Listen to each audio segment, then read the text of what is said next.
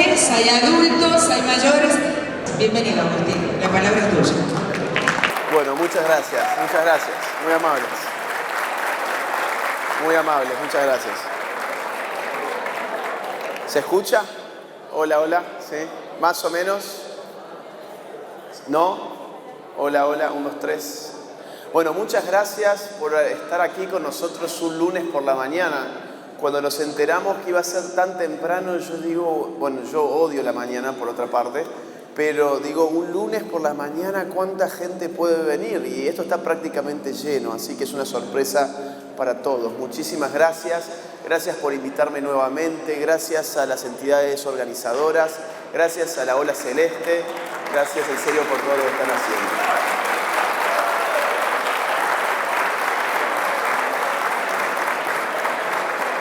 Gracias además porque, bueno, esta vez con un doble esfuerzo se ha podido hacer el evento gratis, lo cual es bueno que sepan que hay una posibilidad de ayudar a la gente que está financiando de su propio bolsillo todos estos esfuerzos, traer a tanta gente de afuera, llevar adelante una agenda tan exhaustiva como la que tenemos durante todo este día. Ustedes sabrán que no es gratis. En abril se pidió una entrada, hoy tengo entendido que ha sido completamente gratis, pero también están invitados a colaborar a la gente que ha hecho posible que esta vez pudiera venir todo el mundo, independientemente de si se podía o no se podía pagar, así que espero que también ustedes puedan darles una mano a los organizadores en ese sentido. Siento mucho murmullo, si podemos hacer silencio para que se pueda escuchar un poco mejor. Y si no, hablar afuera, como decían los profesores, ¿no?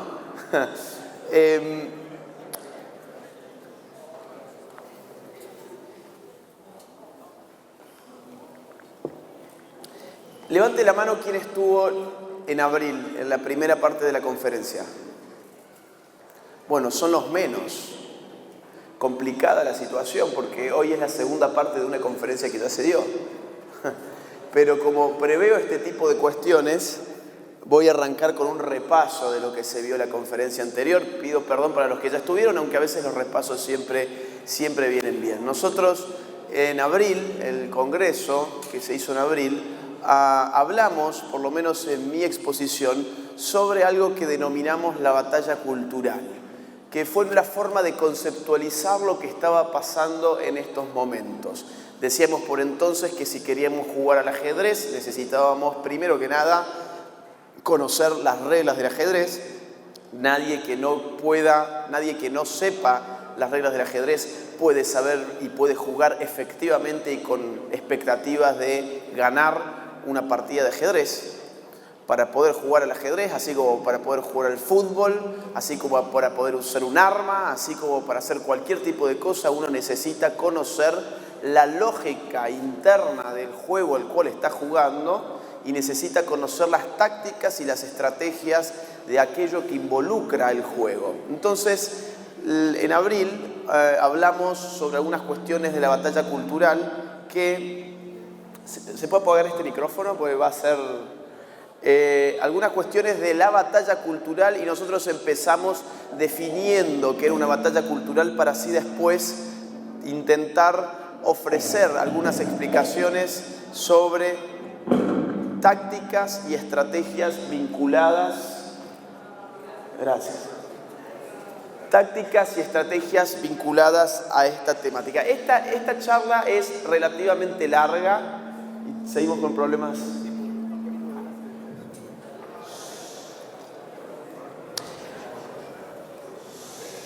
Hagan silencio, por favor. El que no quiera hacer silencio puede hablar, pero afuera. Esta charla va a durar 1 hora y media más o menos.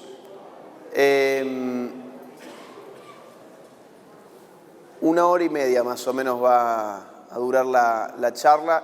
No es una charla sencilla, no fue sencilla tampoco la de la vez pasada. Se invita a que se tome nota quienes hayan traído apuntes, quienes hayan traído lapicera. La invitación es a que puedan tomar notas para que estas cuestiones de las cuales vamos a hablar ahora les queden grabadas no solamente en la mente, que la mente es frágil y se pierde rápidamente el contenido, sino también en el papel para que ustedes después puedan consultar sobre aquello que se habló. Voy a hacer un repaso bien rápido sobre la batalla cultural y lo que hemos dicho la vez pasada. Nosotros la vez pasada nos esforzamos por desentrañar aquello que corresponde al concepto de cultura. Habíamos hablado de que la cultura tenía tres grandes acepciones: una acepción elitista, una acepción antropológica, sociológica y una acepción estética. No voy a explicar ahora a qué correspondía cada una de esas acepciones. Quienes no estuvieron la vez pasada lo pueden buscar, sin embargo, en internet. La batalla cultural, Agustín Laje, San Juan, y está cargado todo el video. Ahí hacemos toda una explicación sobre las tres acepciones de la cultura para desembocar en una propia definición en la cual la cultura se refiere al campo específico de lo intelectual y de lo artístico, de cuyo seno irradian tipos particulares de ideologías, signos, valores, creencias y normas que terminan caracterizando la vida social. Les estoy comentando el final de la película, no el desarrollo, no la trama, porque esto es un mero repaso. ¿Qué es la cultura? Ese conjunto de ideas, valores, creencias, normas, símbolos, ideologías que se desprenden del trabajo específicamente intelectual y artístico. Ese campo está sujeto, sin embargo, a una batalla. Hoy está sujeto a una batalla, no a su propio devenir, no a su propia evolución espontánea, sino a fuerzas que colisionan con el objeto de delimitar los contenidos dominantes de ese campo que llamamos cultura. ¿Qué es una batalla? Es un enfrentamiento entre personas con el fin de imponerse ante el oponente. Una batalla tiene elementos que la caracterizan. Nosotros habíamos hablado de al menos 4 o 5 de ellos: estrategias, tácticas, dirección consciente. No hay una batalla inconsciente, la batalla se planifica, la batalla se ejecuta con arreglo a un plan, la batalla no es inorgánica, sino que es orgánica, está organizada. Lo contrario es una escaramuza, un chispazo de conflicto que se agota en sí mismo. Y además de la dirección consciente, obviamente lo que involucra toda batalla es un conflicto de cierta envergadura.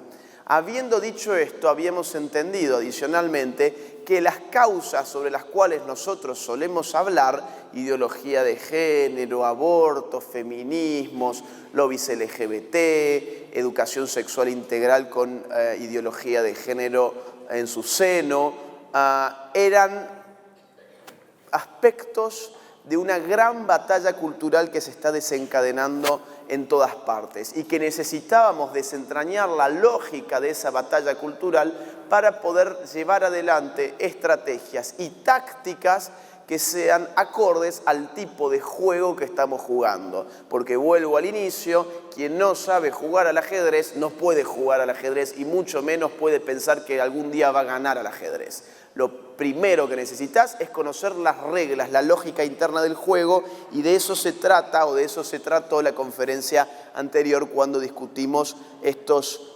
temas. Hay muchos tipos de batallas. Cuando uno habla de la batalla, lo que primero se le viene a la mente como imagen es la idea de soldaditos tirándose tiros de un lugar a otro. Eso es un tipo de batalla, pero fíjense ustedes que en la definición de batalla no está necesariamente inscripta la dimensión militar.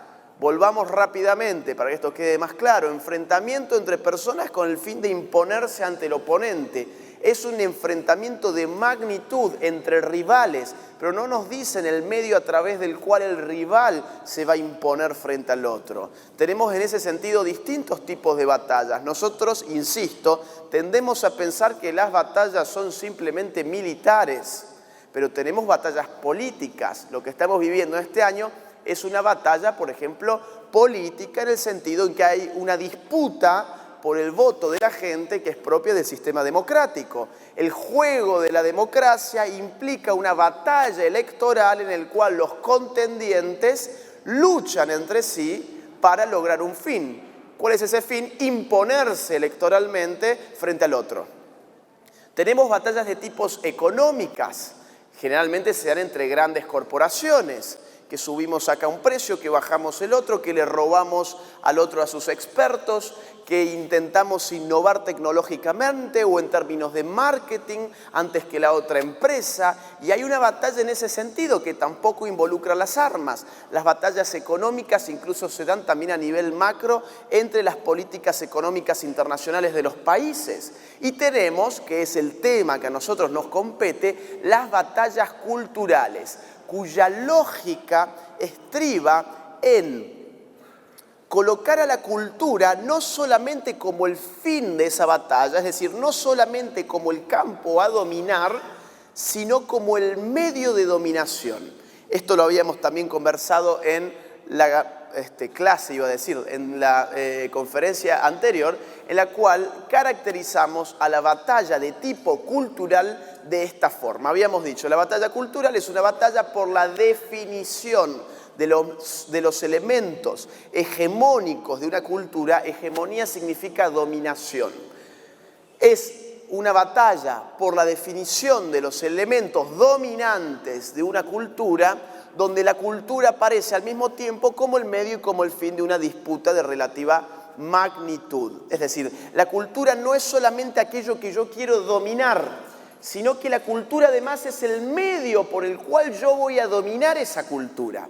Los agentes culturales son las universidades, las escuelas, los medios de comunicación, las ONGs, las fundaciones, los think tanks, los intelectuales, aparatos que son propios del campo cultural en la medida en que habíamos definido a la cultura como ese conjunto de símbolos, signos, valores, creencias, ideologías que se desprenden de agentes particulares, que son aquellos agentes que además con arreglo a sus propias lógicas van a tratar de dominar ese mismo campo cultural. Una batalla cultural tiene lugar cuando lo que se domina se pretende dominar con el mismo medio que su fin, la cultura. Esto es muy simple de entender de la siguiente forma. Vamos a suponer un ejército. Nosotros mandamos a nuestro ejército a un país X. Dominamos a ese país X con nuestro ejército. Y nuestro ejército va a imponer con las armas la cultura de nuestro país. ¿Eso es una batalla cultural? ¿Sí o no? ¿Qué les parece? Vuelvo, a ver. Nosotros tenemos un país X, el nuestro. Vamos a invadir otro país con un ejército. Y ese ejército, el nuestro, con sus armas, busca adiestrar culturalmente, busca imponer una cultura en otro país. ¿Eso es una batalla cultural? ¿No? ¿Por qué no? Porque estamos usando las armas. Estamos usando las armas para imponer nuestra cultura. Hay batalla cultural cuando se utiliza la cultura para imponer la cultura. Si estamos hablando de usar las armas o usar, por ejemplo, la economía, ya no estamos hablando de una batalla estrictamente cultural porque el fin no coincide con el medio. En las batallas culturales hay un choque entre distintas propuestas culturales en donde el medio es idéntico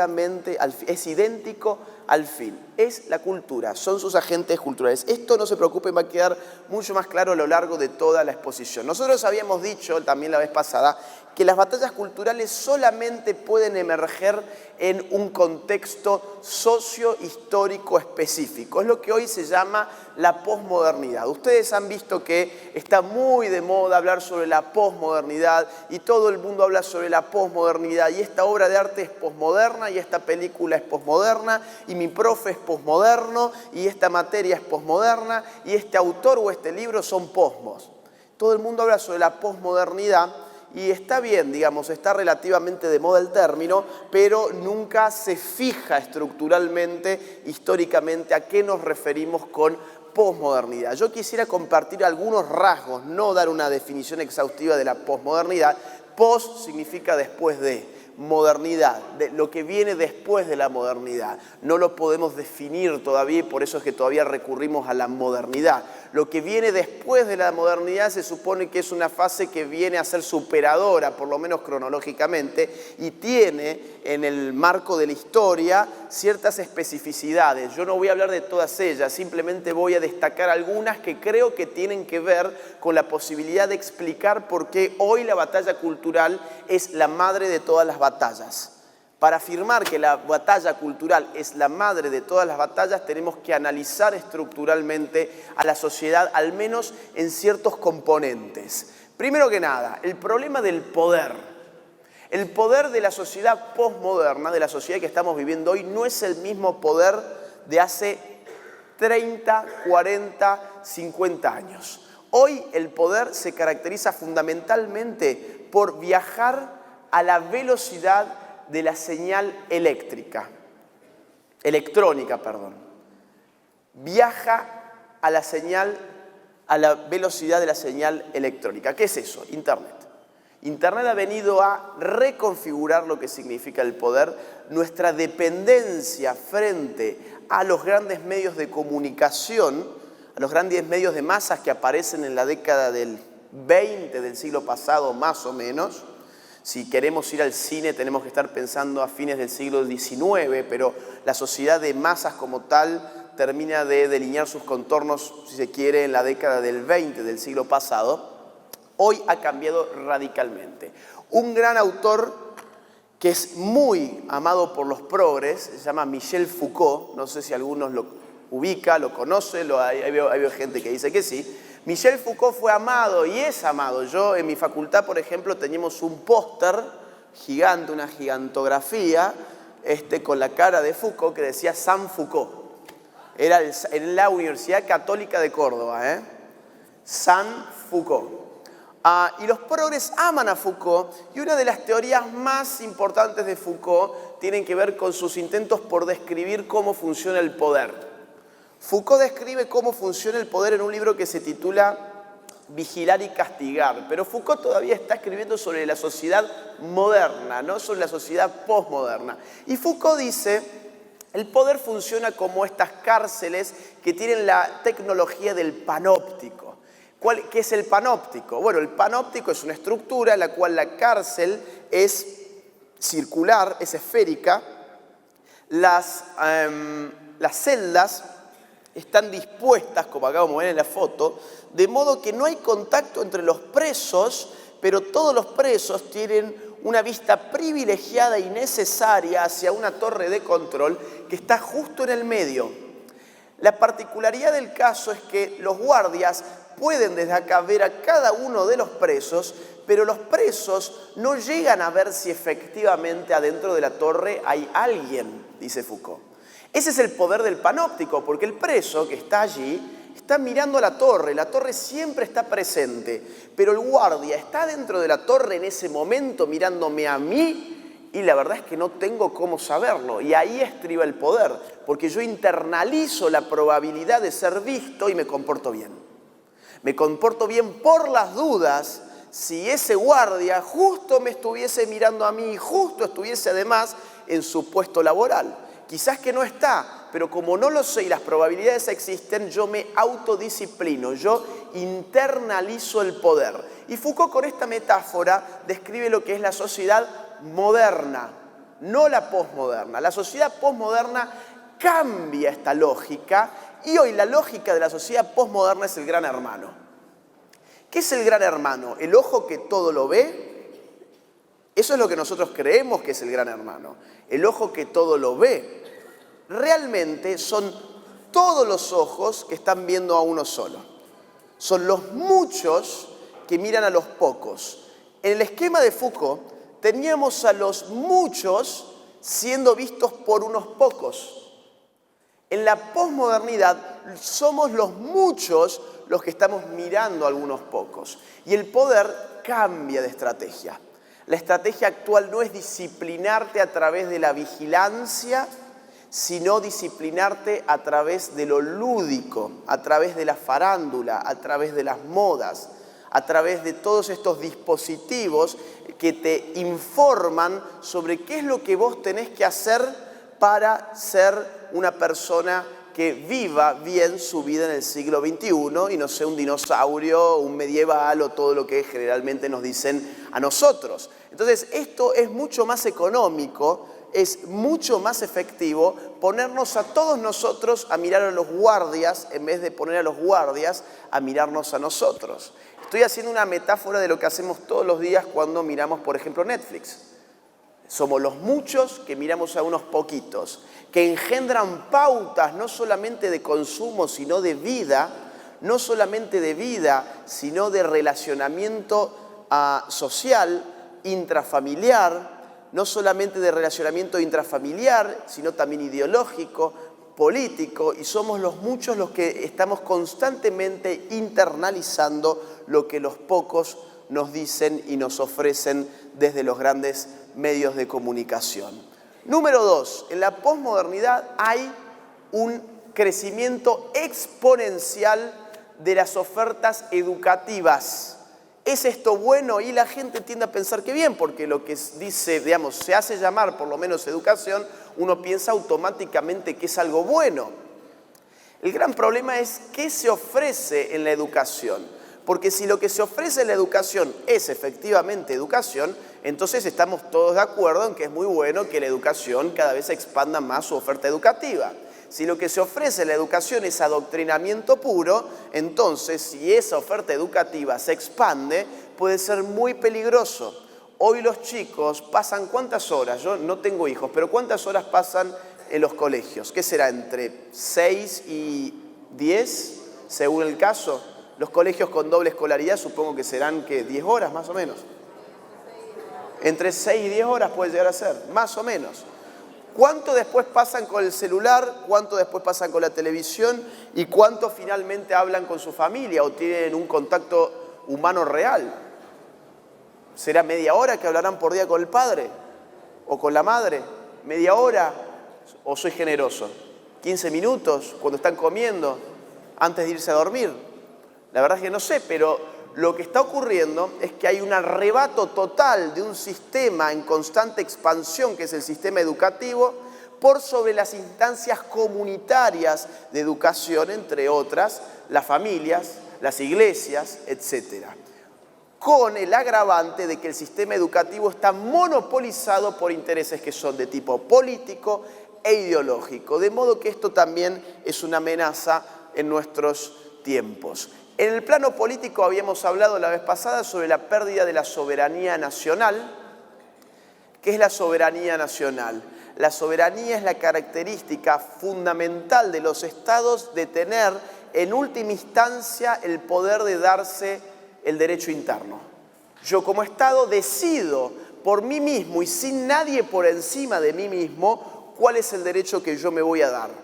Esto que ha sido la constitución sólida de los estados-nación, desde que los estados-nación son estados-nación, hoy está en peligro por la irrupción de organismos internacionales y por el derecho internacional que han socavado los principios de autodeterminación nacional de los distintos estados que componen el mundo. Algunos de los ejemplos, ustedes los ven en la pantalla, muy conocidos por todos: Naciones Unidas, la OEA, el FMI, la Organización Mundial de la Salud, el Banco Mundial, y podríamos seguir detallando distintos tipos de organizaciones internacionales, supranacionales, donde nuestra soberanía se ve constantemente afectada por disposiciones de estos organismos que terminan impactando sobre nuestros derechos internos. Ha habido una expansión de las ONGs internacionales. Fíjense ustedes estos datos. En 1909 había 176 ONGs con alcance internacional en el mundo. ONG significa organización no gubernamental. Son organizaciones básicamente las internacionales dedicadas al lobby político, básicamente. ¿En dónde? En el marco de las organizaciones internacionales.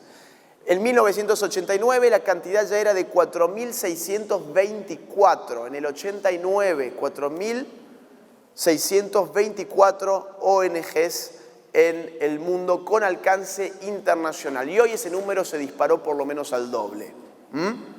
Con lo cual tenemos un problema extra, que es que las ONGs empiezan a monopolizar el espacio de las organizaciones internacionales, hacen lobby dentro de las organizaciones internacionales y esas organizaciones internacionales terminan bajando políticamente qué es lo que los estados deberían hacer, socavando el principio de soberanía nacional como lo hemos visto. Algunos ejemplos de estas ONGs que creo que les pueden sonar a todos ustedes.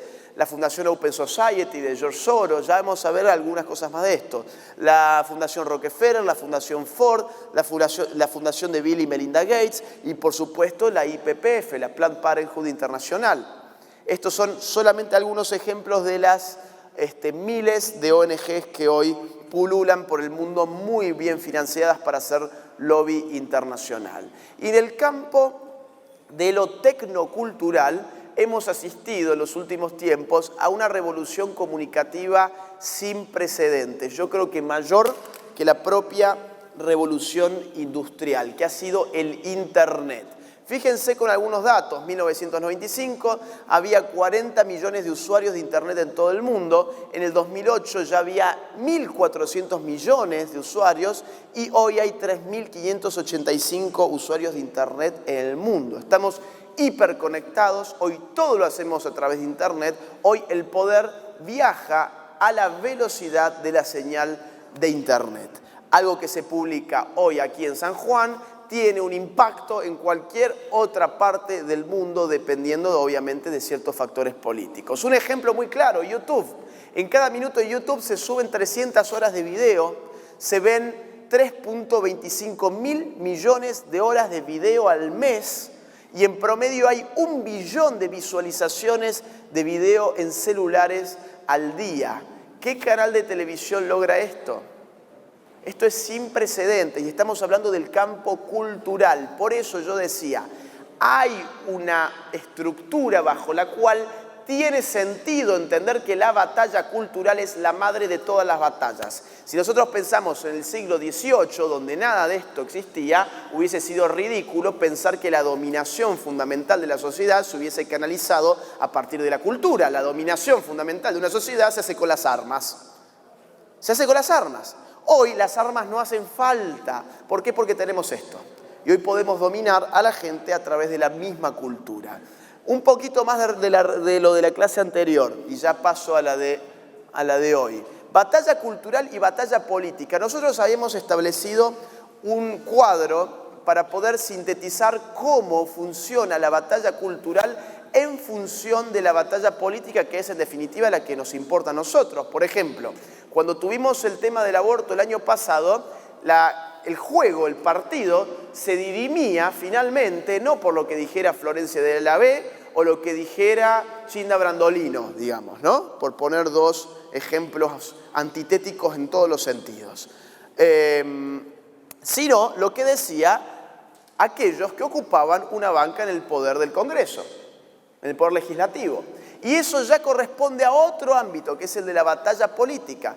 Nosotros habíamos descrito la relación de esta forma. Habíamos dicho, lo fundamental acá es una batalla cultural. La batalla cultural tiene ciertos agentes, los medios tradicionales, los medios digitales, los colegios, las universidades, las ONGs, los think tanks, los movimientos sociales, la farándula, agregaría que no está ahí los intelectuales, que sientan las bases de lo que se llama opinión pública.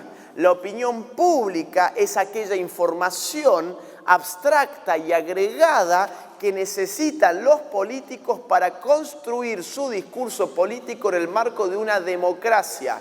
La batalla cultural es el input de una batalla política. Las Verdes, el año pasado, dijeron, la batalla cultural está ganada. Como la batalla cultural está ganada, el input que le vamos a dar al poder del Estado va a ser verde.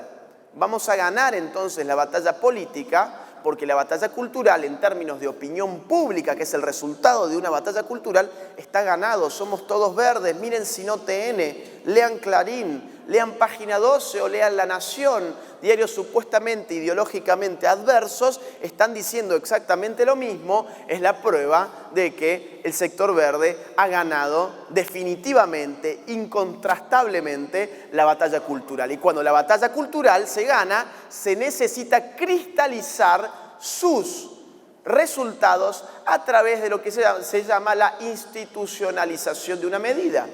Si ganamos en la cultura una opinión abortista, necesitamos que esa opinión abortista se plasme ¿en qué? En una ley. ¿Quién dirime lo que es una ley y lo que no es una ley? 2 cámaras en la Argentina, un conjunto de argentinos que han sido escogidos por el pueblo y que tendrán que levantar la mano a favor o levantar la mano en contra. ¿Con qué se encontraron estos políticos en la instancia de la batalla política? Con que se levantó un monstruo en términos de su capacidad, de su poder, que fue la ola celeste. Y la ola celeste vino a probar que no había ninguna batalla cultural ganada ni terminada, y eso introdujo en la batalla política el ruido que llevó a los políticos a dudar de qué hacer frente a la cuestión del aborto. Nosotros ganamos la pulseada del aborto el año pasado porque deslegitimamos esta victoria. Deslegitimamos la idea de que el pueblo argentino era pro aborto, y la gente que se ocupa de la batalla política dijo: ups, ¿a qué voy a votar ahora? ¿A favor de la ley o en contra de la ley?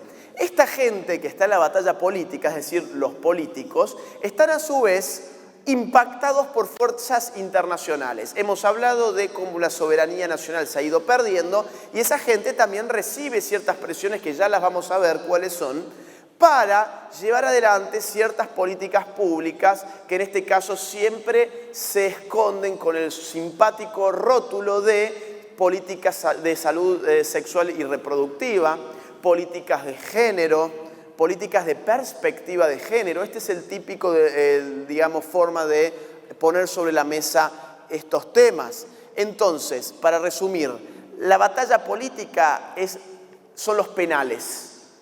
Si estamos viéndolo en términos de fútbol, son los penales. Es donde se decide el partido. Pero esta batalla política está impactada por una fuerza que viene desde afuera del Estado y está impactada a su vez de una fuerza que va de abajo hacia arriba, que es la de la sociedad civil, que se disputa en una batalla cultural. ¿Qué podemos hacer nosotros? Lo vamos a ver al final. En principio adelanto cierta conclusión. Lo que necesitamos es aprender a jugar en una batalla cultural y aprender a impactar sobre fuerzas internacionales para poder controlar las 2 variables que terminan determinando lo que ocurre en una batalla política. Lo voy a hacer lo más simple que pueda. La democracia, que es el sistema más o menos... Yo creo muy poco en la democracia, así que a veces me cuesta hablar un poco sobre este tema. La democracia está íntimamente ligada a la cuestión de la batalla cultural. La democracia se supone que es el sistema que nosotros tenemos, que en verdad es un sistema representativo, no es democrático, pero ese es otro punto. ¿Qué es la democracia? Hay 2 formas de ver la democracia. La democracia como ideología o la democracia como realidad. La democracia como ideología nos dice respecto de su propio nombre, la demos, kratia poder, demos pueblo, el poder del pueblo. En la democracia como ideología, el pueblo se autogobierna.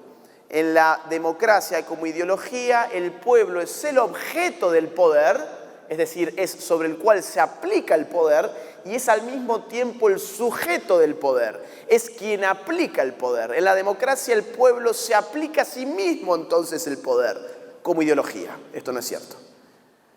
En la realidad, ¿qué es la democracia? En la realidad, la democracia es un sistema competitivo a partir del cual ciertos señores se disputan el voto del pueblo, nada más. En la realidad es eso. Uno vota a quien lo va a representar. Esa representación no te garantiza absolutamente nada. Si no, miren a Macri, o sea, con el tema de que él era pro vida y finalmente nos hizo lo que nos hizo el año pasado. La verdad sobre la democracia en términos reales es que es un sistema que nos permite a nosotros elegir a aquellos que van a estar durante X cantidad de tiempo en un puesto de poder. Nada más. El gobierno del pueblo ni nada de eso es cierto. El único poder que se le da al pueblo es de elegir cada X cantidad de años y ya está. Ahí se agotó el aspecto democrático del sistema, digamos, actual.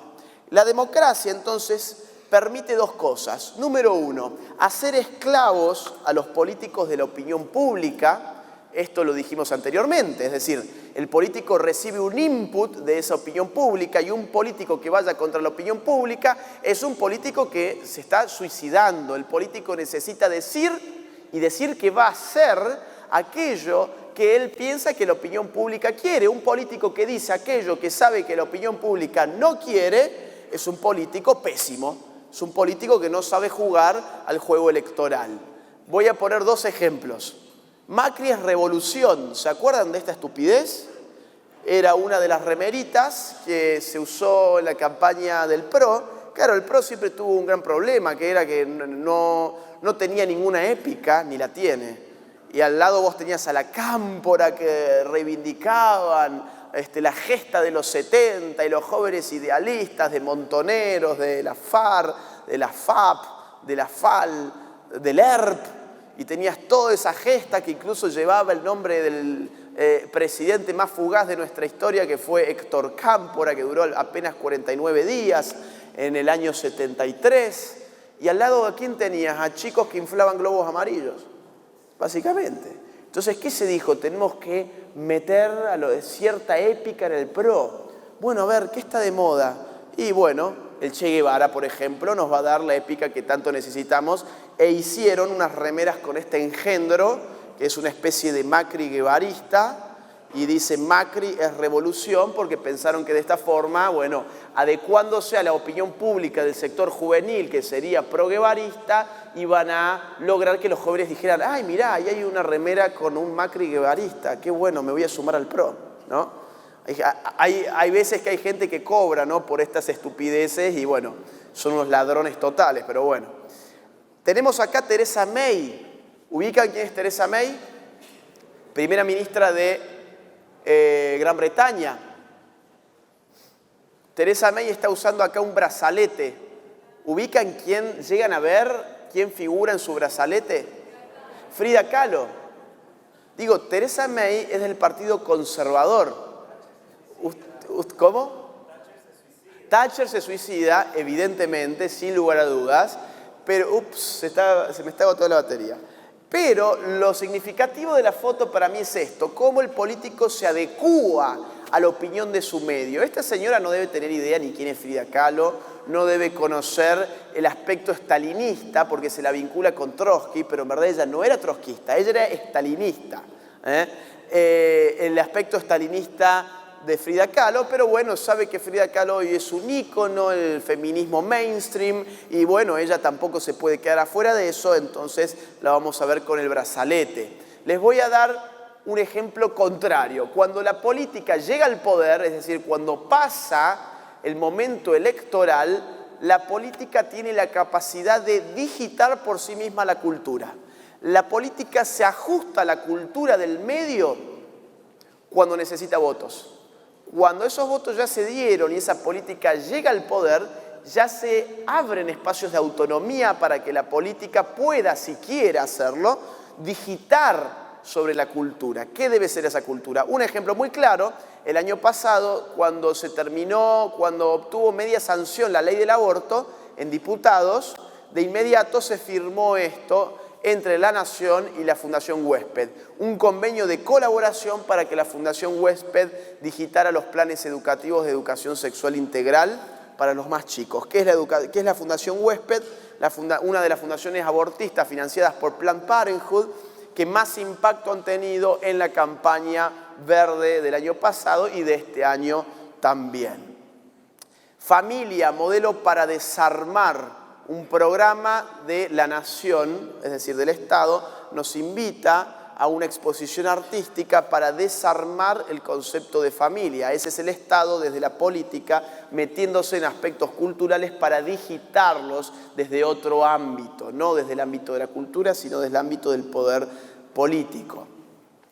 Ahora sí, eso fue en resumidas cuentas lo que hemos dicho, o lo más sustancioso, por lo menos teóricamente, la vez pasada. Digo, como para los que no vinieron, para que estén al tanto de qué estamos hablando cuando hablamos de una batalla cultural y cómo opera. Ahora me gustaría ofrecerles algunos ejemplos sobre las operaciones de la batalla cultural.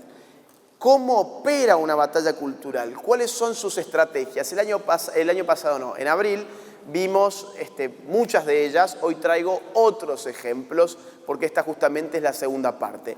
Número 1, modificación del pensamiento a través del lenguaje. Modificar la forma en que una persona piensa puede llevarse adelante desde muchas formas. Hay muchas formas para modificar la forma en que una persona piensa. Puedo convencerla con argumentos, puedo incluso hasta amenazarla con el poder del Estado, y entonces modificar la forma o por lo menos censurarla en su forma de pensar. Pero una de las formas más sutiles, menos dolorosas, más invisibles y más efectivas consisten en modificar las palabras. ¿Por qué razón? Porque una persona piensa con palabras. La mayor parte de nuestro pensamiento está dado por las palabras que utilizamos. Traten de pensar sin usar palabras. Cuando la gente piensa, lo que está haciendo en cierta forma es hablar consigo mismo, en silencio. No hay pensamiento sin palabras, y si no hay pensamiento sin palabras, modificando las palabras, obviamente modificamos el pensamiento. Y eso esta gente lo tiene clarísimo. Voy a poner algunos ejemplos sobre esto. Número 1, ingeniería lingüística.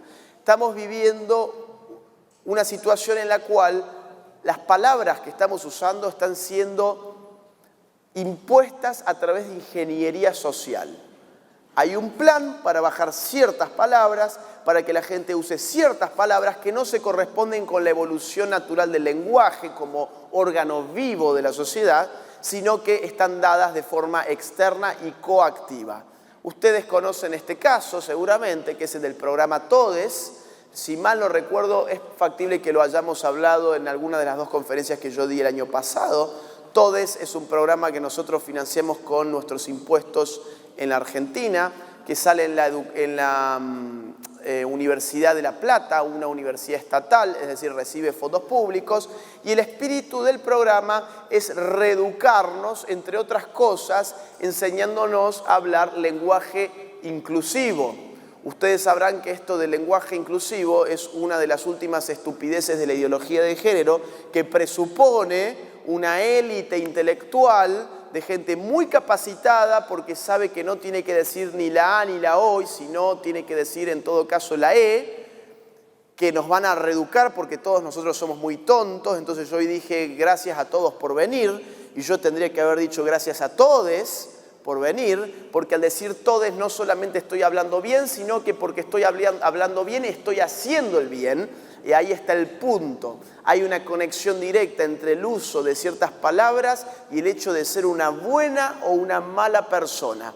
Ellos que son iluminados al enseñarnos a modificar la O y la A por la E, nos están de alguna forma reeducando no solamente en términos de cómo hablamos, sino fundamentalmente en nuestra moralidad. Nosotros somos buenos porque aprendimos a incluir a la gente a través del lenguaje. Entonces, si yo digo, hola chiques, estoy muy divertida, yo soy una buena persona y he cambiado el mundo. Y este mundo es un mundo mejor, porque cambié la O y la A por la E. Nunca ha sido tan fácil ser una buena persona. Y yo creo que parte del éxito de esta gente es ofrecer formas muy fáciles de ser buenas personas. Porque quieren incluir a la gente con el lenguaje, pues entonces estudien braille o estudien lenguaje de señas. El problema con el lenguaje de señas es que es mucho más difícil que cambiar la O y la A por la E, y te va a llevar un esfuerzo que desde luego no estás dispuesto a hacer. Lo que sí estás dispuesto a hacer, porque además es cool, es decir, hola chiques, estoy divertida, etcétera, etcétera, etcétera. Entonces fíjense ustedes cómo empiezan a idiotizar con el lenguaje a la juventud, haciéndoles creer además que son buenas personas por hacer eso y además que, están cambiando el mundo y haciendo una revolución. El gobierno de la ciudad, en Buenos Aires, brindó un taller de lenguaje inclusivo, es decir, estamos pagando también al Estado para que sea el Estado el que nos reeduque a hablar, lo cual es una locura. No hay cosa que sea tan espontánea como producto de las interrelaciones lingüísticas libres entre los seres humanos como el lenguaje. El lenguaje es el producto de una evolución espontánea que se va dando sin una autoridad central que la digite en la medida en que nosotros diariamente nos comunicamos y al comunicarnos reproducimos ese lenguaje y le vamos insertando ciertas modificaciones que tienen que ver con las necesidades cognitivas y contextuales de ese momento. Pero ahora resulta que tenemos una autoridad central que con nuestros impuestos ofrece talleres para lenguaje inclusivo. Fíjense esto, ¿no? Histórico, 2 mujeres trans serán candidatas a la reina de la vendimia. ¿Por qué pongo yo este caso? Me interesa el titular. El titular me dice que 2 mujeres trans. Acá hay una guerra lingüística muy importante. 2 mujeres trans, ¿qué son? 2 mujeres. ¿Tienen alguna duda? Miren la nuez de Adán. ¿Más grande que la mía? No son 2 mujeres, son 2 hombres que tendrán el derecho de decirse a sí mismos mujeres. Pero al vos imponerte la idea de que eso es una mujer trans, ya te están anticipando de que eso es una mujer. Ante todo es una mujer y después en todo caso es trans. Y si uno dice lo contrario, hoy uno tiene el poder encima del Estado a través de un órgano nefasto, una suerte de Gestapo postmoderna, que es INADI. INADI es una institución que no debería tener lugar en una sociedad libre. No se puede estar persiguiendo a la gente por decir, por ejemplo, lo que yo digo ahora. Lo que yo digo ahora está sujeto a la penalización de INADI, por ejemplo. Entonces, si yo digo, oigan, está mal decir 2 mujeres trans. ¿Por qué? Porque no son mujeres. En todo caso, serán 2 hombres que se autoperciben mujeres. Pongámoslo así. Bueno, eso ya hoy es un crimen de odio en Argentina. En Francia, el gobierno mandó a reemplazar las palabras mamá y papá por las palabras paternidad 1 y paternidad 2. ¿Se acuerdan que hace poquito fue el Día del Padre? Imagínense ustedes en los colegios de Francia, ¿no? Hoy es el Día de la Paternidad 1. ¿Por qué 1? El 1 está por encima del 2, sos un machista. ¿Será en todo caso que de la paternidad 2 o de la 1? O sea, se abre un absurdo tras absurdo en función de ¿qué? De la espontaneidad de la lengua, no, en función de que un gobierno dice cómo la gente tiene que hablar. En Gran Bretaña se prohibió a los médicos decir la palabra mamá, papá, hombre y mujer, porque estamos en la era de los cientos de géneros, más de 100 géneros, y hablar de mamá, papá, hombre y mujer es binario, es decir, es 2, es dual, hombre o mujer, y hombre o mujer no agota la infinidad de posibilidades que ofrece la ideología de género, entonces necesitamos por fuerza mayor prohibirlo. En Canadá se aprobó una ley que castiga severamente a quienes usen pronombres de género equivocados. También lo hablamos creo que la charla pasada. Si estamos en Canadá y yo me autopercibo como Agustina en vez de Agustín, bueno, acá está Pablo Muñoz, que seguramente después les va a hablar sobre el caso de Canadá con mucha más profundidad, pero estábamos hablando sobre el caso de Canadá. A ver, si yo me autopercibo Agustina y nosotros estamos en Canadá y yo les digo a ustedes que yo soy una mujer y ustedes me tratan de él en vez de ella, ustedes están usando un pronombre de género equivocado. ¿Respecto de qué? ¿De mi realidad biológica? No. Respecto de mi autopercepción, que hoy se llama identidad de género. Entonces yo los puedo judicializar a ustedes y ustedes pueden terminar hasta 6 meses presos por decir la palabra él en vez de la palabra ella. Esto sí creo que no están dando, ¿eh?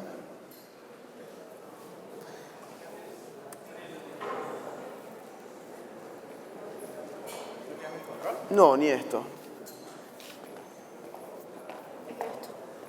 ¿Pasó algo con esto?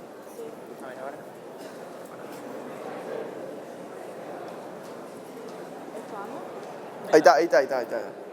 Miren, lo mismo ocurre, por ejemplo, en California.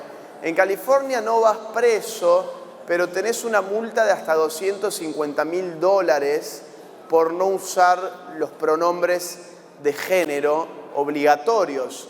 En Nueva York, tu multa es de hasta $150.000.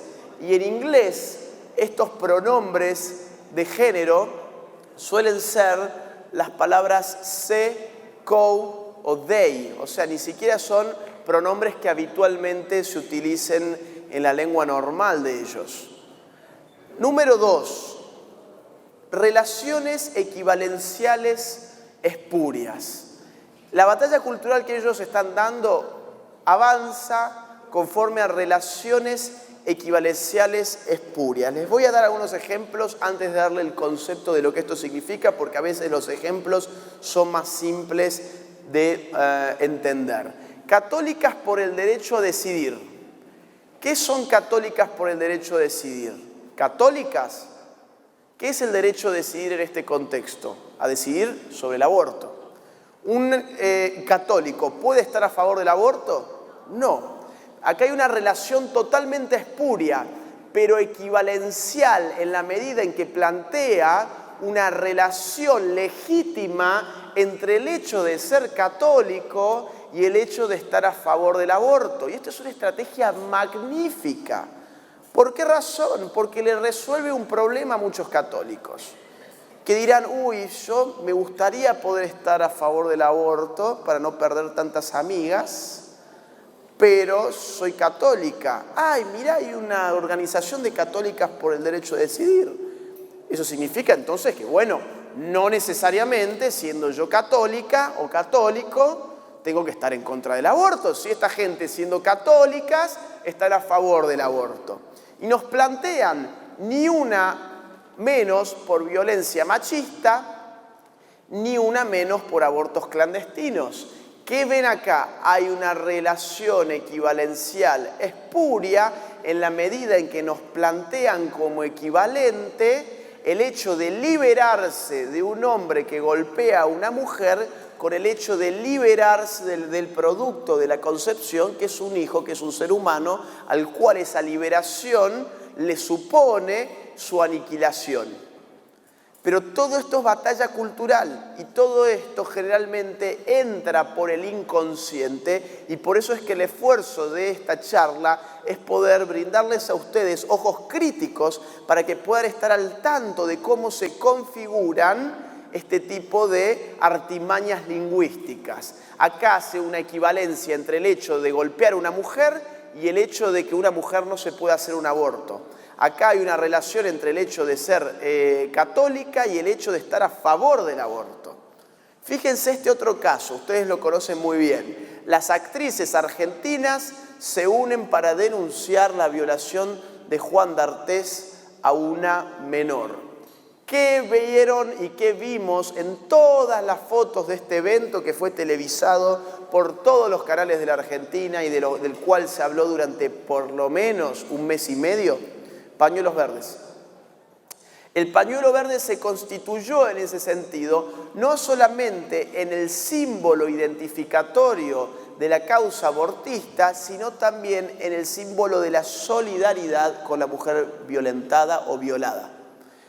El mensaje que subyace a todo eso es: para ser realmente solidaria o solidario con la mujer violada, con la cual seríamos todos solidarios, necesitas ponerte también el pañuelo verde. Porque mirá, la televisión te lo mostró durante un mes y medio.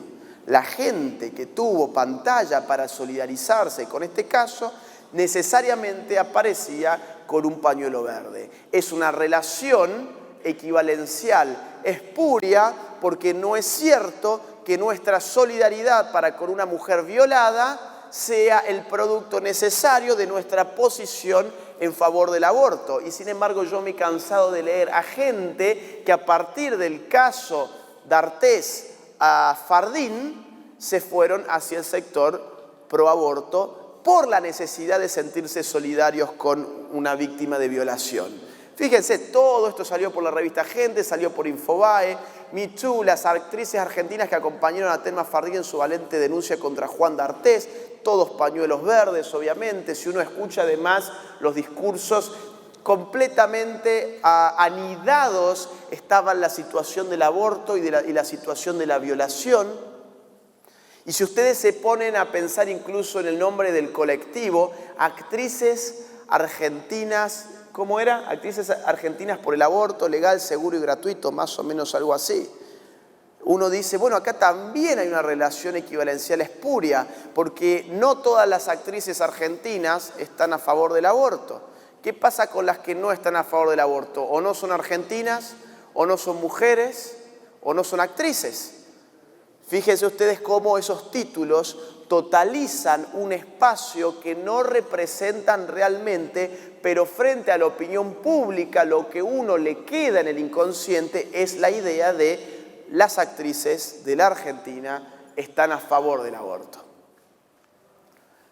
Así marchan, fíjense esto, video, así marcharon las mujeres en Córdoba, nos dice La Voz del Interior el día 8 de marzo. Yo me pregunto, ¿fueron las mujeres como colectivo universal cordobés las que marcharon el día 8 de marzo? No.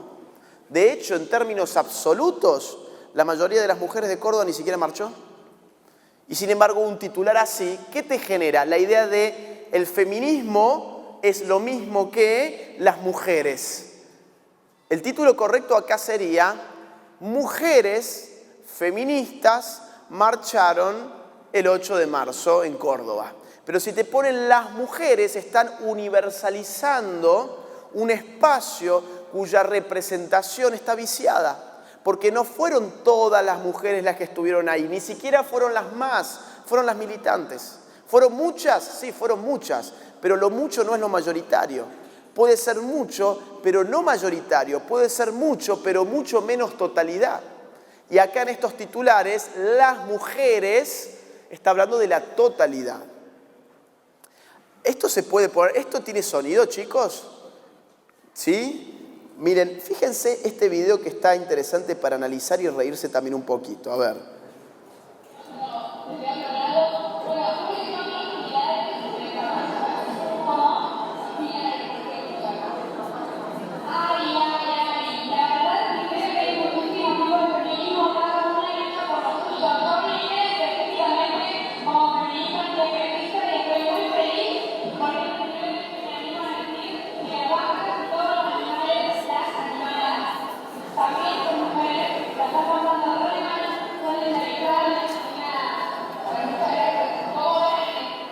Bueno, no sé si se llegó a entender algo porque la calidad no era muy buena, pero intuyo que algunos conocen el video.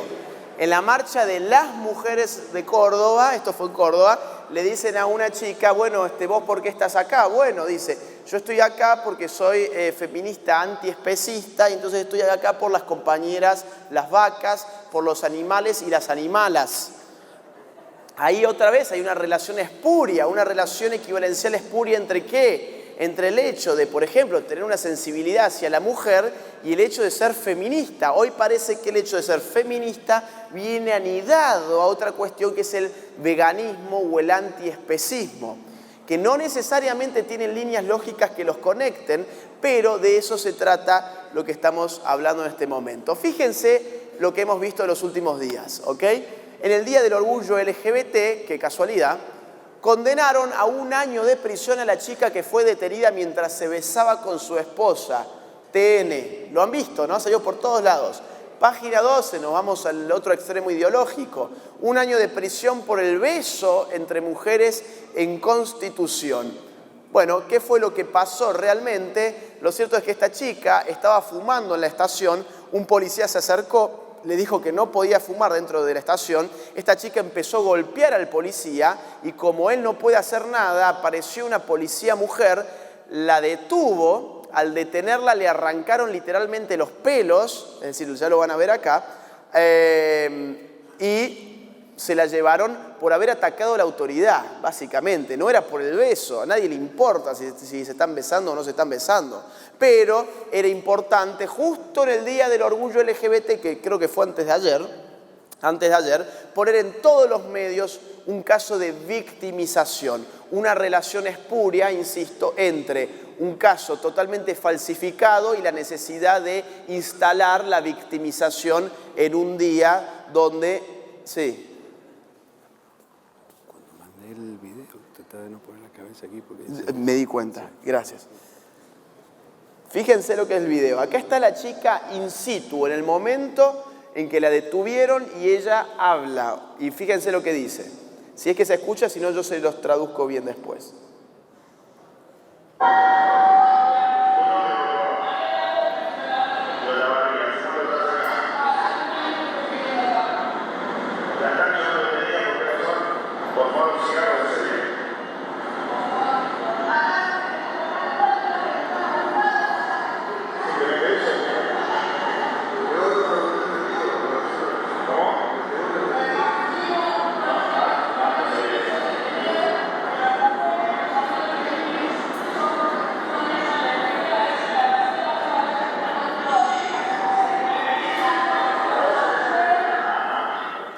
Bueno, creo que no se escuchó nada, yo se los traduzco.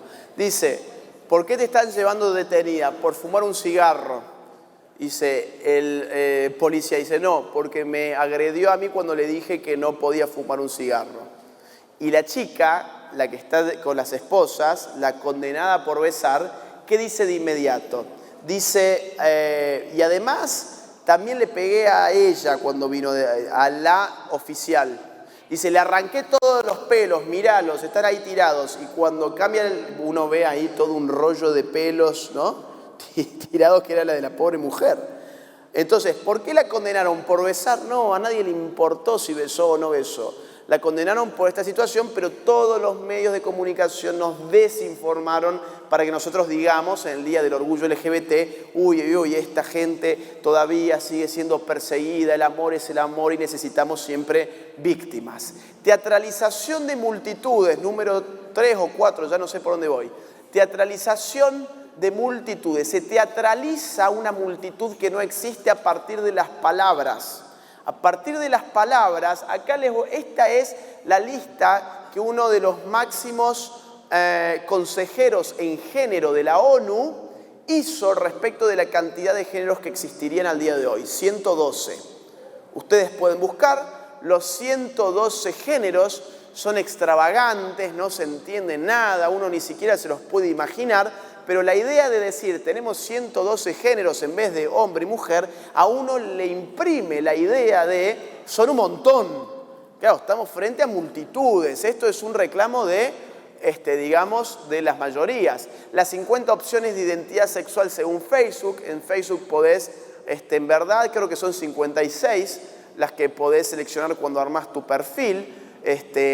Nicolás Márquez suele en sus conferencias leerlas una tras otra, yo no lo voy a hacer ahora, es muy interesante leerlas, porque digo, te dan la pauta de cómo se va inflando, algo que en realidad es muy simple, ¿sos heterosexual o no sos heterosexual? El resto yo podría inventarme una serie de categorías para la heterosexualidad interminables, por ejemplo, me gustan las rubias, bueno, yo tengo una orientación rubiofílica. Me gustan las flacas, bueno, tengo una orientación flacofílico. Me gustan las rellenitas, yo soy rellenitofílico. Claro, o sea, con la imaginación yo podría también armar unas categorías enormes de gusto heterosexual y así dar a entender a la gente de que somos una multitud, la diversidad heterosexual. Fíjense lo que ha pasado incluso con las propias siglas, ¿no? LGBTTIQ, que antes era homosexual, ok, homosexual. Y tenías el travesti, listo. El travesti, a mi juicio, bueno, Pablo tiene otro juicio, seguramente él luego lo va a hablar. Mi juicio es una forma exacerbada de homosexualidad donde se involucra una metamorfosis en el propio cuerpo y una identificación psicológica con un sexo que no se corresponde con el biológico. Pero no deja de ser una forma, a mi juicio, de homosexualidad, en la medida en que siendo hombre, por más que te autopercibas como una mujer, estás orientado hacia alguien de tu mismo sexo biológico o viceversa. Pero sin embargo ya tenemos lo que fue después el LGBT, después fue LGBTI, después LGBTIQ y ahora es LGBTTIQ. Y cuando dijeron, uy, tenemos que sumar también a otros, al colectivo, dijeron, ok, no, le vamos a poner la más, el más. Le vamos a poner el más porque si no vamos a terminar con el abecedario entero y más también. Entonces el más hoy significa, listo, la indeterminación. Pero eso a vos te da la sensación de una comunidad multitudinaria, cuando en verdad son una minoría. Son una minoría, pero si yo creo sellos de goma, porque aparte fíjense qué interesante, les cuento casos que los vivo a diario. Me dicen, uy, estamos re preocupados porque tu conferencia ha salido un comunicado que dice que van a venir a escracharte y está firmado por 40 organizaciones feministas de derechos humanos, de LGBT, de no sé qué cosa, de izquierda, 40. Te apuesto que por cada una de esas organizaciones no va a llegar ni una sola persona. Vas a tener 5 personas manifestando y 40 sellos invitando. ¿Por qué razón? Porque esta gente trabaja así. Arma sellos de goma sistemáticamente para darte la impresión de que son una multitud. Y en verdad son 5 que operan a través de 40 sellos de goma que no tienen existencia real. Estigmatización, patologización y criminalización a través del lenguaje. Estigmatización. Nos llaman ahora los antiderechos. No sé si lo han escuchado, si lo han visto. Claro, llamarnos pro vida es de alguna forma asumir implícitamente que ellos, nuestros opositores, ¿qué serían? Los pro muerte. Si uno son los pro vida, lo contrario al pro vida es el pro muerte. Y no pueden darse ese lujo. Lo que ellos tienen que hacer es desterrar la idea de pro vida y cambiarlo por un significante negativo, en este caso el antiderecho. Cuando la verdad, un antiderecho nunca puede ser aquel que defienda la vida, porque la vida es la base del derecho. Sin vida no existe ningún derecho posible. El aborto como aniquilación de la vida de un ser humano por nacer impide cualquier tipo de derecho ulterior. Luego, los antiderechos no somos aquellos que defendemos la condición sin la cual el derecho no tiene sentido. Los antiderechos son aquellos que pretenden hacer un derecho consistente en aniquilar el derecho fundamental de un ser humano, que es su vida, sin la cual, insisto, no existe ningún otro tipo de derecho. ¿Cintia llegó? ¿Todavía no? Bueno, lástima porque esto la evocaba ella. Es una noticia sobre Cintia, y dice así: una periodista desarmó los argumentos medievales de Cynthia Houghton. Fíjense lo de medievales, esto es parte de la estigmatización. Acá se ha impuesto un relato teleológico, que es el telos, el fin. El fin. Una idea de que hay una sucesión de hechos y de derechos que van progresando hacia un fin que está predestinado, predeterminado. La idea de que la historia tiene etapas necesariamente evolutivas y que en lugar de ir para atrás siempre vamos para adelante, nos abre las puertas a que toda novedad sea puesta de relieve como un avance y todo enfrentamiento a esa novedad sea contradicha como un retroceso. Entonces, frente al avance del aborto, aquellos que están en contra del aborto, como es el caso de Cynthia Houghton, ¿qué son ellos? Unos medievales, gente que se ha quedado totalmente en el tiempo, arcaicos, anticuados, ultraconservadores, cuando lo cierto es que en el mundo de las ideas no se da la misma lógica que en el mundo de la materia o en el mundo de lo técnico, de lo tecnológico. Se los pongo esto con un ejemplo muy claro. Les voy a hacer un ejercicio. Supongamos que yo tengo 2 celulares acá escondidos atrás de mi espalda. Y yo les digo a ustedes, les voy a regalar un celular. Uno de los 2. Y ustedes no saben cuáles son esos celulares, solamente les voy a dar un dato.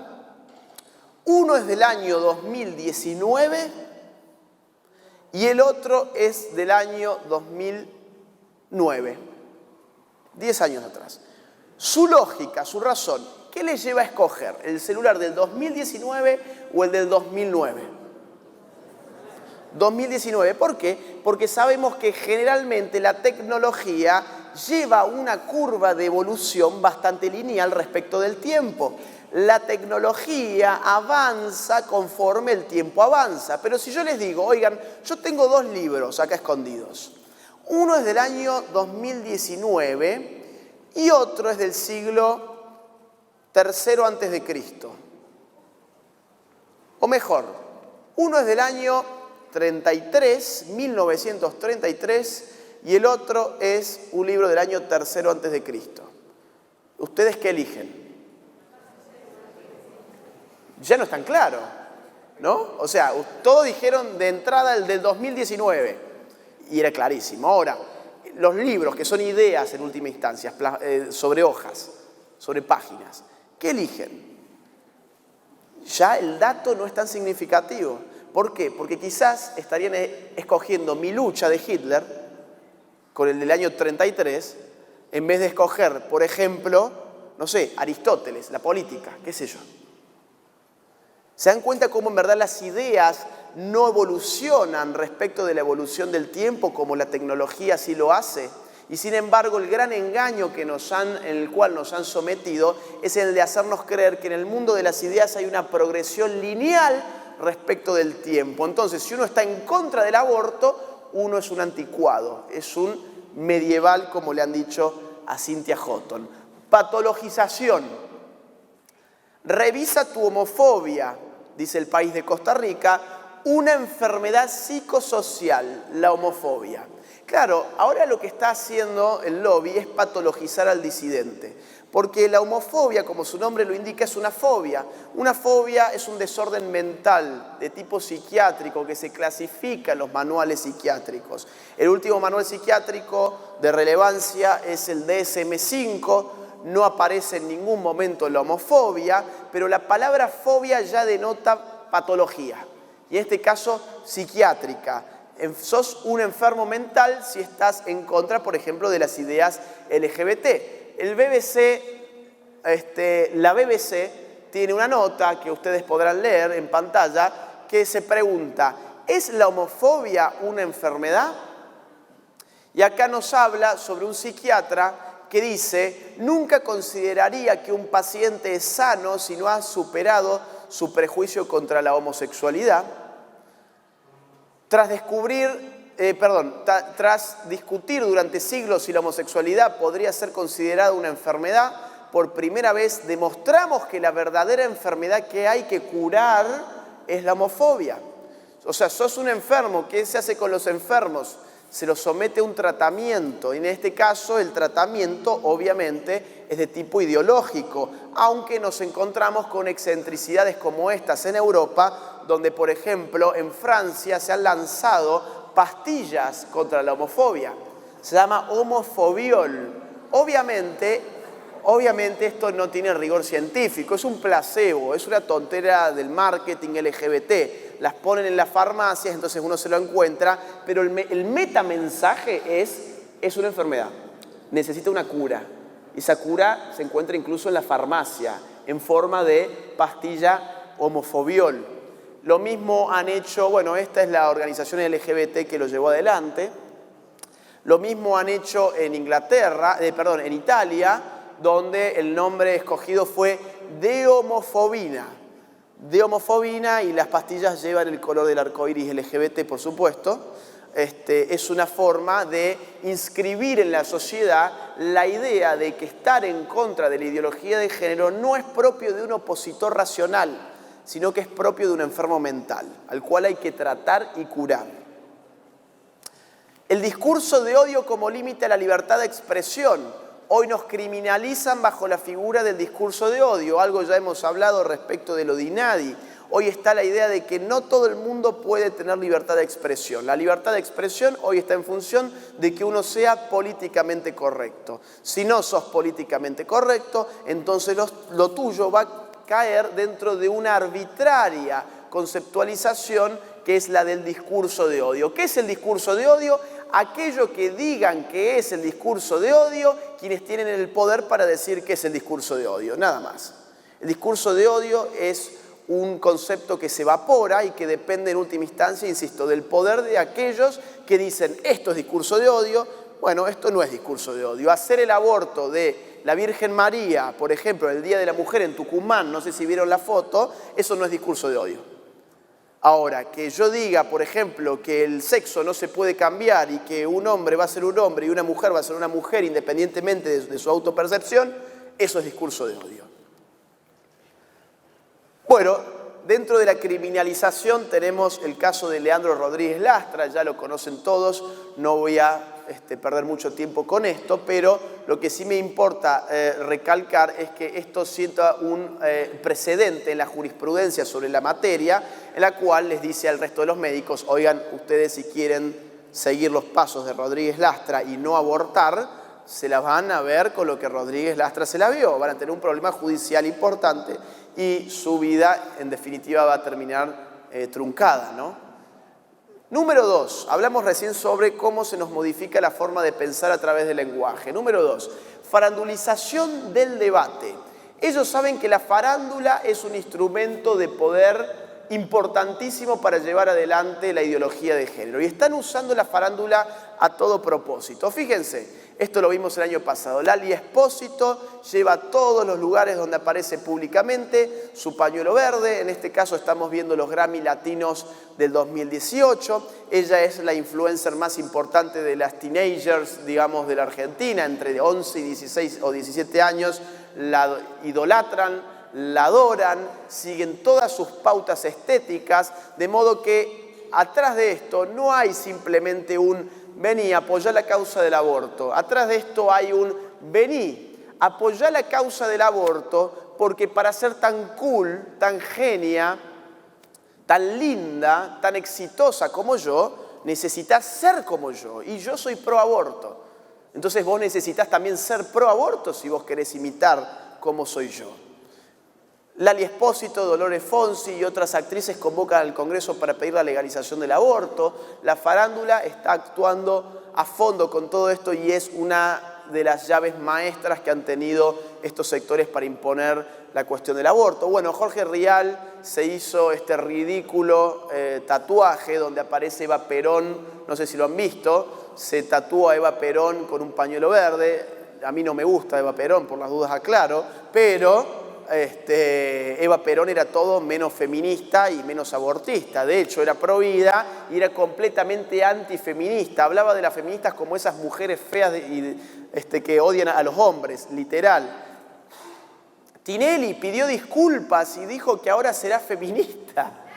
Nunca imaginé que después de 29 años iba a tener que arrancar de cero. ¿Vieron el cierre de Showmatch del año pasado? El tipo... ¿Vieron cuando los famosos se buscan una lágrima que hacen así, medio que se meten el dedo dentro del ojo? ¿No? Andaba así buscando su lágrima para empatizar con el público y que por favor lo perdonaran, que él había descubierto por fin la luz y la luz era verde. Y la luz era feminista y estaba Sofía Morandi y toda esta lacra inmunda al lado de él, ¿no? Ricardo Darín y otros actores piden un video del aborto legal. Claro, ¿qué se puede replicar? Bueno, no se quejen, ustedes tienen sus famosos también. Miren, los famosos que apoyan la causa provida son gente muy valiente, gente muy buena, de muy buen corazón, pero en términos de fama es incomparable. Es decir, Maru Botana es una muy buena señora, pero no es una influencer.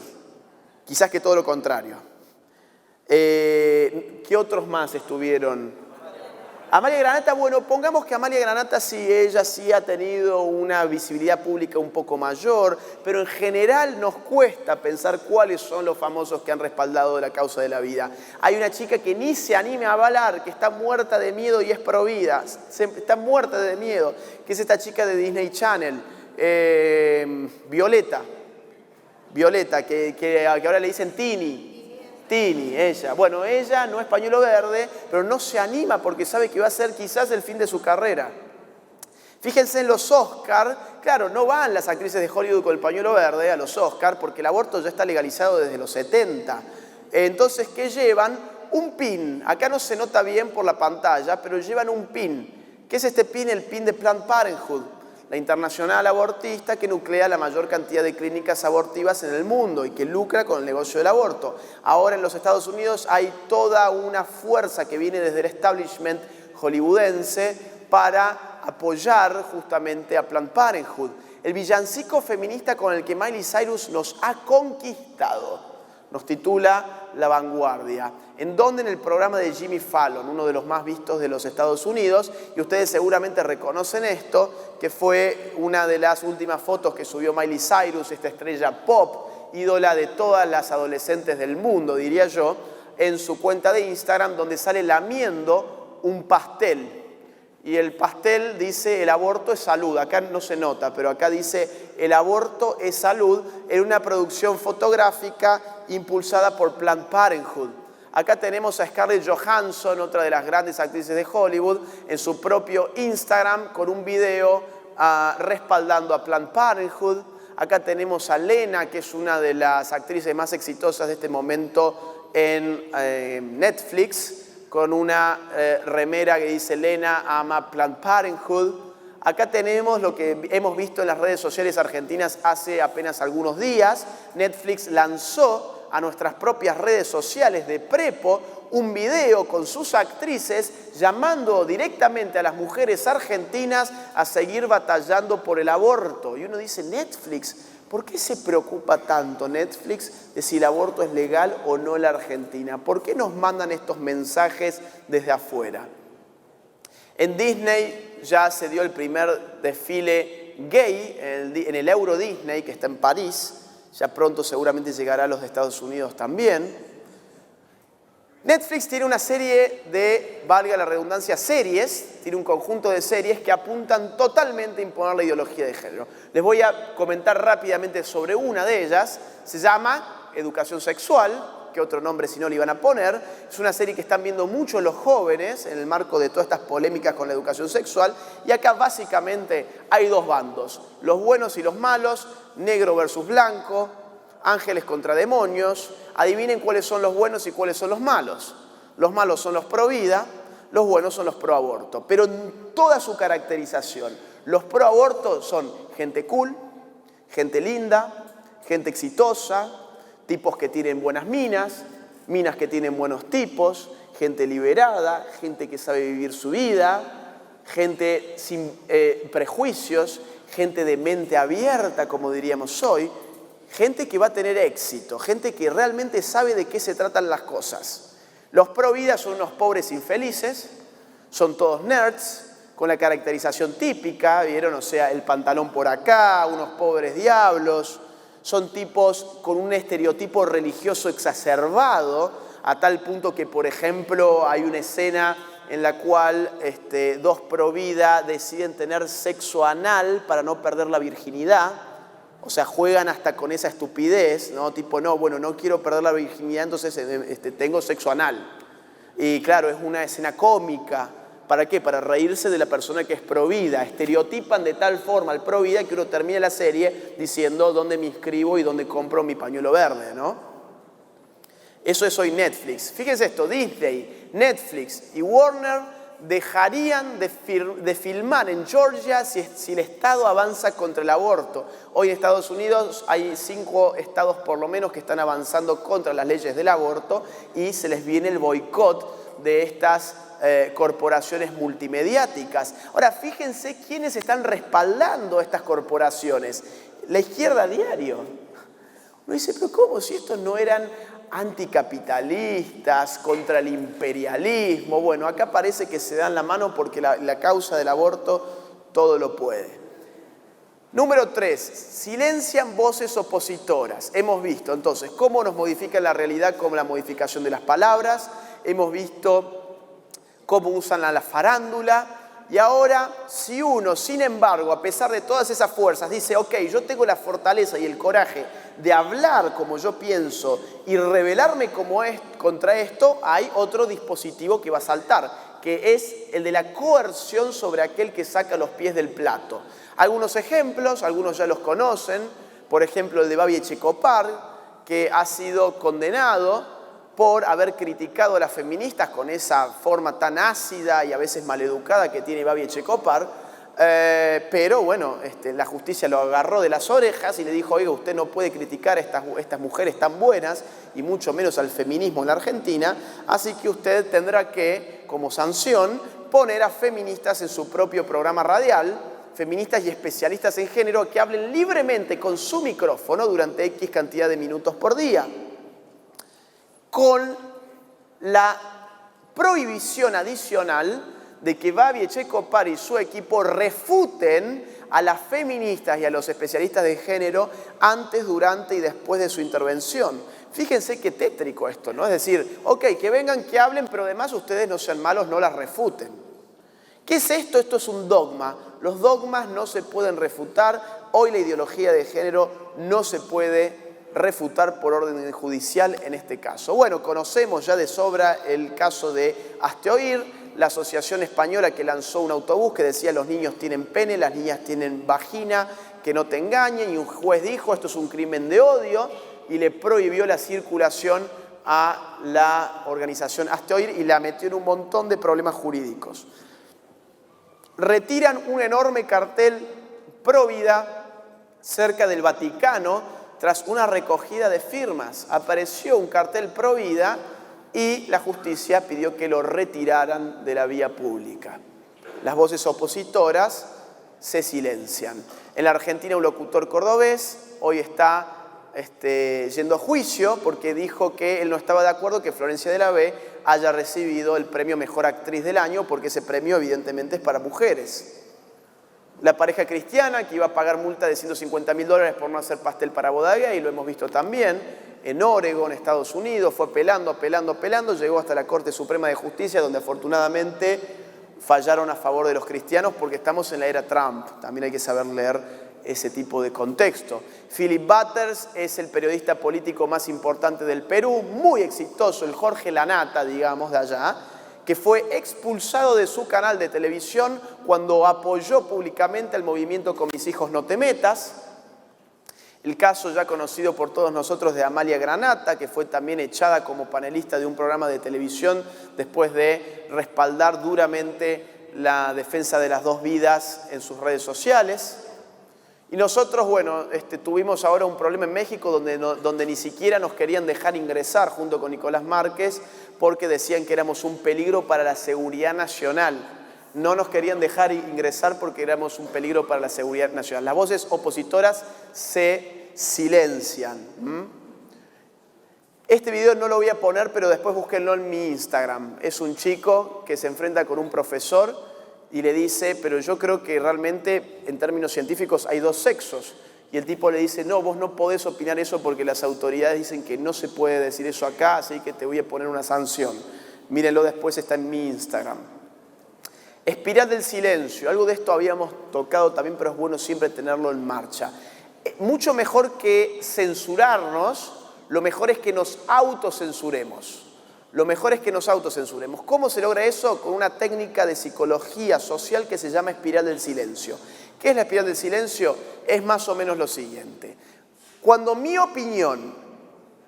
yo percibo que mi opinión va de acuerdo con lo que yo percibo que es la opinión mayoritaria, yo voy a hablar sobre mi opinión, yo voy a comentar mi opinión, yo voy a hacer pública mi opinión, yo voy a alzar la voz.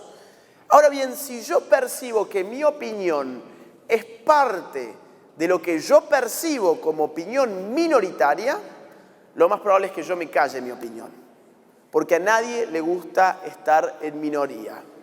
Eso es la espiral del silencio. Nuestra percepción de la mayoría y de la minoría en términos de opinión condiciona la fuerza con la cual nosotros hablamos o la fuerza con la cual nosotros nos autocensuramos. Esto tiene bases empíricas muy interesantes. Por ejemplo, hablamos la vez pasada de Salomon Asch.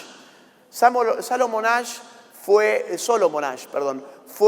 un psicólogo social que hizo un experimento que se los resumo rapidísimo de esta forma. Él agarró y armó varios grupos de 8 personas. 7 de las 8 personas eran cómplices de este investigador.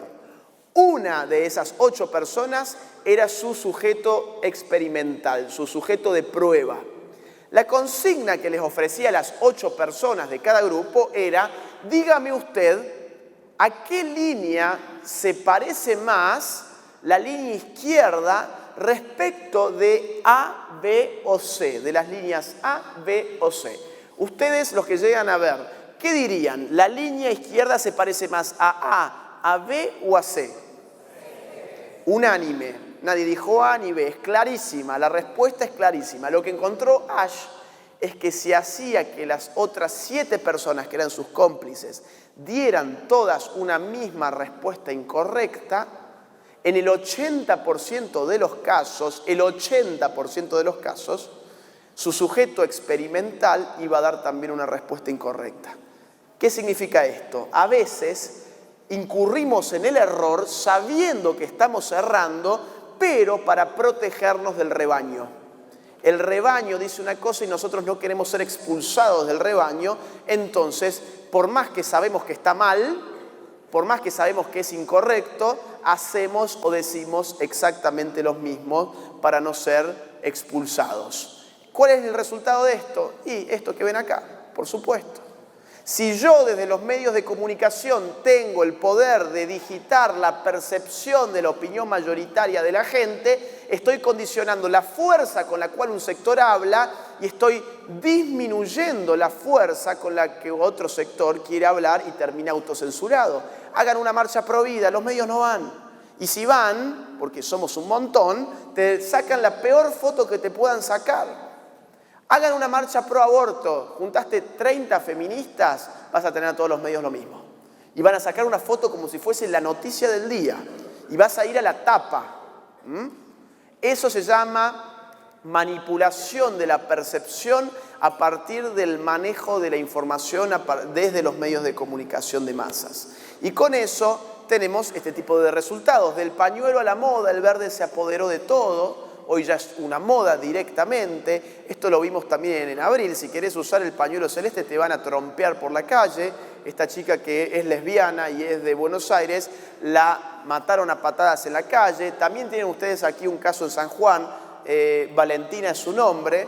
Suele venir a estas charlas. Creo que su hermano estaba por acá. Ahí está su hermano. A tu hermana, por ejemplo, por verla con el pañuelo celeste, la tiraron en el piso y también la reventaron a patadas como a esta chica. Eso es la espiral del silencio. Mientras tanto, la realidad es que 7 de cada 10 argentinas ni siquiera se considera feminista. Pero cuando uno prende la televisión o lee un diario o escucha la radio, se va a dar con otra realidad completamente distinta, la cual nos indica de que todo es feminismo. Presión internacional. Voy a ir cerrando rápido porque me hicieron recién señas de que no tengo mucho tiempo. La ONU felicita a la Argentina y le pide la aprobación de la ley del aborto. Es decir, la ONU, esto tiene que ver con lo que hablamos al inicio, la ONU pidiéndole a nuestros legisladores que aprobemos la ley del aborto. ¿Eso es democracia? ¿Eso es soberanía nacional? No. Nuestros legisladores se deben en cuanto a su representación a aquellos que representan. ¿A quién representan los representantes? ¿A los burócratas de la ONU? No, al pueblo que es el que los vota, punto final. Entonces, ¿qué hace la ONU pidiéndoles a nuestros legisladores que voten en favor de la ley del aborto? Cuando el aborto no salió, la ONU mandó un comunicado donde se lamentó profundamente que la ley fuese rechazada. Fíjense, en Naciones Unidas, lenguaje inclusivo en cuanto al género, orientaciones para el empleo de un lenguaje inclusivo en cuanto al género en español. O sea, ahora la ONU también digita esta ingeniería lingüística de la cual hemos hablado. La Corte Interamericana de los Derechos Humanos reconoció el matrimonio igualitario y le ha pedido a los estados de OEA que legalicen el matrimonio homosexual, la adopción homosexual y las leyes de identidad de género. ¿Cuánta gente compone la Corte Interamericana? ¿Cuántos jueces tiene la Corte Interamericana? 7. 7 jueces. ¿Cuántos estados tiene la OEA? No me acuerdo exactamente, pero alrededor de 30. Alrededor de 30. 7 personas diciéndoles a 30 estados qué tienen que hacer con su derecho interno. ¿Eso es democracia? De ninguna manera. Eso en todo caso es tiranía a partir del poder que han adquirido las organizaciones internacionales. ¿Quién financia? Bueno, acá no se lee nada, lamentablemente. ¿Quién financia la Corte Interamericana de los Derechos Humanos? Después lo voy a hacer público para que lo vean en mi Instagram, más fácil. Están todas las organizaciones abortistas, básicamente.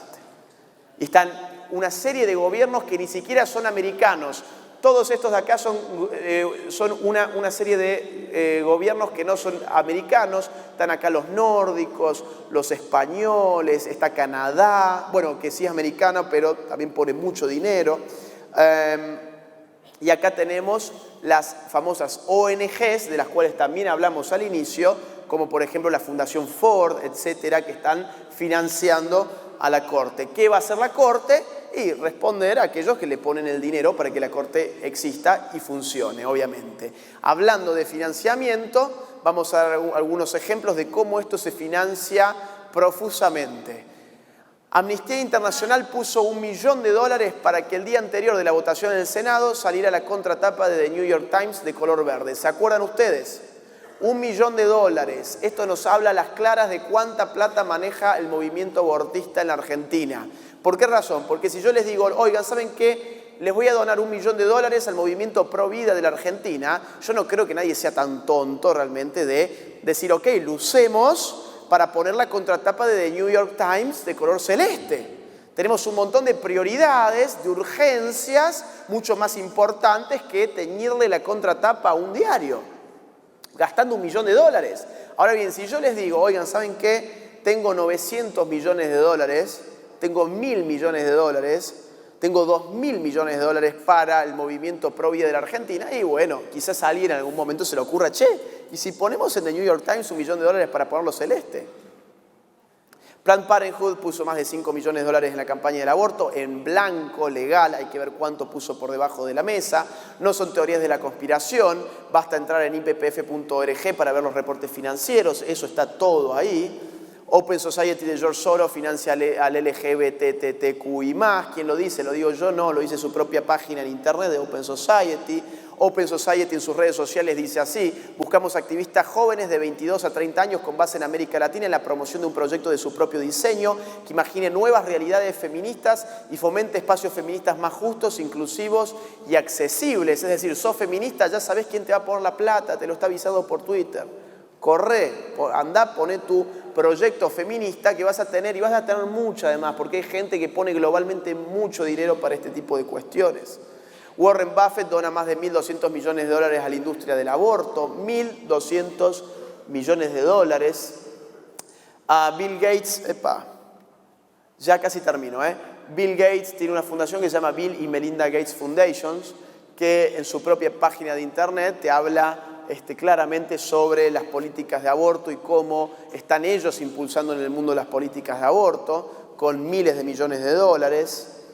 Trudeau hace más o menos una semana y media anunció que Canadá va a donar $1.400 millones anuales, repito, $1.400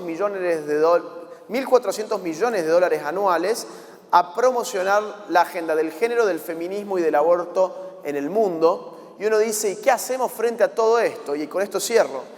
¿Qué hacemos frente a todo esto? ¿Qué podemos hacer nosotros? Hagamos una polla. ¿Quieren? A ver cuánto podemos juntar, a ver si podemos enfrentarnos a los $1.400 millones de Trudeau.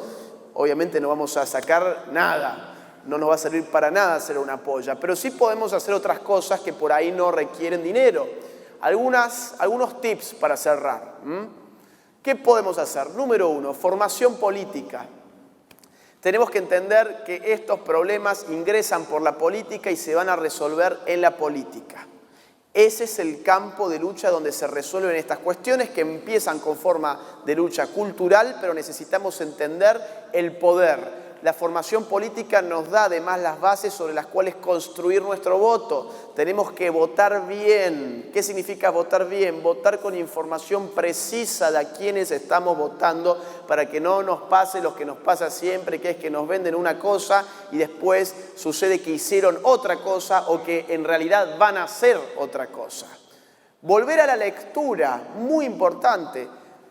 Yo sé que los videitos nos gustan, que vemos YouTube, que nos llega un videíto por WhatsApp y que uno muchas veces siente que su formación está en función de lo que vio en un videíto.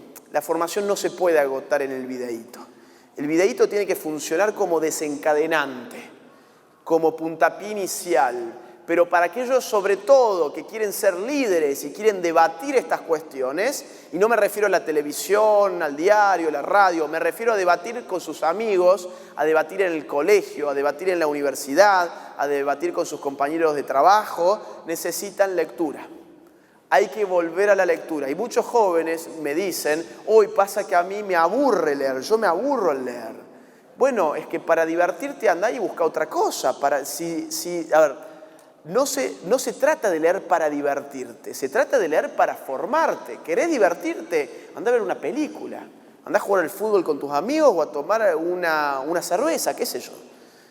La formación no es para divertirte, la lectura no es para divertirte, la lectura es para formarte. Y formarte es la condición para poder dar esta lucha. Si no estás formado, no podés dar esta lucha porque vas a perder los debates. Discursos y argumentos seculares. Necesitamos construir y ofrecer discursos que sean potencialmente aceptables por todas las personas independientemente de sus credos, independientemente de su fe, de su religión. No nos tiene que interesar si el interlocutor cree o no en Dios, si va a la misma iglesia que yo o no. Necesitamos argumentos seculares porque esta lucha se está planteando en ese terreno y necesitamos ser cada vez más, no cada vez menos. Rebeldía, necesitamos darnos cuenta que esto es una lucha de David contra Goliat y transmitir ese espíritu rebelde a los jóvenes. Muchas señoras a veces se me acercan y me dicen, no, pero vos tenés que hablar más calmo para conciliar con el otro. No. Yo creo que en este momento lo que hay que ser es claro. La claridad es rebeldía hoy en día, la incorrección política hoy es rebeldía y esa es la forma en la cual los jóvenes empiezan a encontrar cierta atracción por los grupos pro vida, pro familia, etc. Compromiso militante, ¿qué significa? Significa que si el sábado tenés que ir al cine con tu novia o el sábado te juntabas con tu mejor amigo, pero el sábado hay una marcha, cancelá el cine, cancelá la juntada con tu mejor amigo. La prioridad número 1 en tu vida tiene que pasar a ser cumplir con las cosas importantes que requiere esta lucha. No hay nada más importante como los esporádicos eventos que hacen los grupos pro vida. No, es que pasa que quedé hace como 2 semanas y esta película me gusta mucho. Bueno, mirá el otro día o no la mires. No te vas a morir por no mirarla, pero te necesitamos en los eventos, te necesitamos en las conferencias, te necesitamos en la calle sobre todo. Si nosotros no logramos sacar a la gente a la calle, está todo perdido. Y sacar a la gente a la calle no significa sacar a 20 personas, significa sacar a multitudes, porque las multitudes son las que tienen fuerza política. Necesitamos impactar sobre la opinión pública. Para impactar sobre la opinión pública no nos queda otra que hacer marchas. Todo me está llevando a lo mismo. ¿Por qué? Porque los medios nos invisibilizan hasta que se dan cuenta que no pueden seguirse haciendo los estúpidos. ¿Cuándo no se pueden hacer los estúpidos? Cuando hay cientos de miles de personas marchando. Ahí es cuando directamente no les queda otra, tienen que salir y filmarte. Y eso como opinión pública termina impactando sobre la opinión política nacional. Los políticos van a estar mirando todos esos votos, porque no somos personas para ellos en general. En general, para un político uno es un voto. Van a estar viendo todos esos votos caminando por la calle con un pañuelo celeste y van a decir, apa, la opinión pública no era verde, o por lo menos está partida al medio, por lo menos, si no es que es más celeste que verde, y según las últimas encuestas es más celeste que verde. Y finalmente necesitamos impactar sobre la política internacional.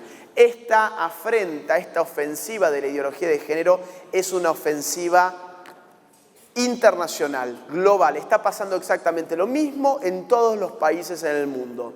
A las ofensivas globales se les responde con estrategias globales. El ejemplo más claro que se me ocurre ahora, para ilustrar esto, es lo que ocurrió con la OEA. ¿Hace cuánto fue? Hace 3 o 4 días, en Medellín. No sé si ustedes están al tanto.